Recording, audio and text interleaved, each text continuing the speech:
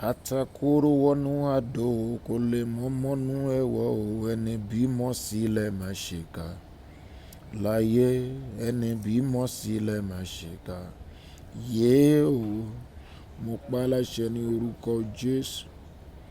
Àwọn ọmọ tẹ́ ẹ bí wọn ò ní jìyà ìmọ̀dí lórúkọ Jésù. Mo pa láṣẹ nípa agbára tí ń bẹnu ẹ̀jẹ̀ Jésù. Ìyà ìmọ̀dí ẹ ò ní jẹ́ ní orúkọ Jésù. Mo pa láṣẹ nípa agbára tí ń bẹ nínú ẹ̀jẹ̀ Jésù.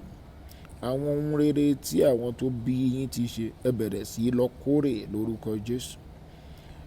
Olóògbé Síkírù Àyìndé Barrister ló sọ pé àtakóró wọnú àdó kò lè mọ́mọ́nú ẹ̀wọ̀ o, ẹni bímọ sílẹ̀ má ṣèkà.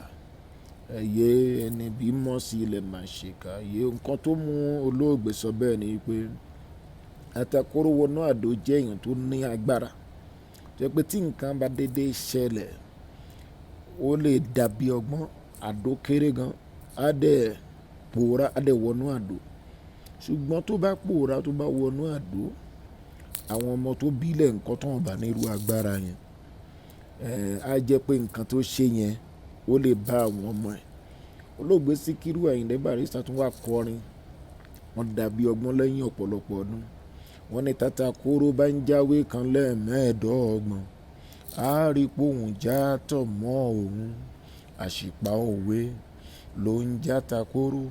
Tẹ̀sán wípé kò wò lè mọ́mọ́nú ẹ̀wọ̀ o. Kí lọ́gbọ́n tó tún wà ń bí orin tí olóògbé Síkírù Àyìndé Barrister tún gbé jáde? Mo kọ́ ọ̀pọ̀lọpọ̀ ọgbọ́n ń bẹ̀. Wọ́n padà sọ wípé tí èèyàn bá ń gbàdúrà kó máa rántí ọmọ ẹ̀. Tí èèyàn bá ń rìn ìrìn àjò agbára kó máa rántí ọmọ ẹ̀. Tí èèyàn bá ń ṣe dáadáa kó máa rántí ọmọ ẹ̀. Ọgbọ́n tí èèyàn bá ní kó máa fi wọn ọmọ. Ìyẹn ló túmọ̀ sí pé àṣìpa òwe ló ń jẹ́ pé àtakóró ò lè mọ́mọ́nú ẹ̀wọ̀. Mo gbà aládùúrà lẹ́ẹ̀kan sí fún gbogbo wa bá a ṣe ń ṣe rere. Ire wa kò ní parẹ́ lórí ayé wa. Gbogbo rere tá a ti ṣe á dórí ọmọ, á dórí àrọ́mọdọ́mọ. Mo pa láṣẹ nípa agbára tí ń bẹnu ẹ̀jẹ̀ Jésù. Àánú kó fọhùn lórí ìdájọ́ ní orúkọ Jésù. Mo pa láṣẹ nípa agbára tó wà nínú ẹ̀jẹ̀ Jésù.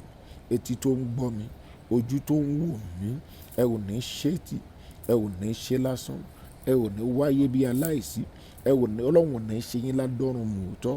Agogo Ayọ̀ àlejò, ẹ lọ máa ṣe rere, ẹ lọ máa ráàánú gbà ní orúkọ Jésù. Àmín.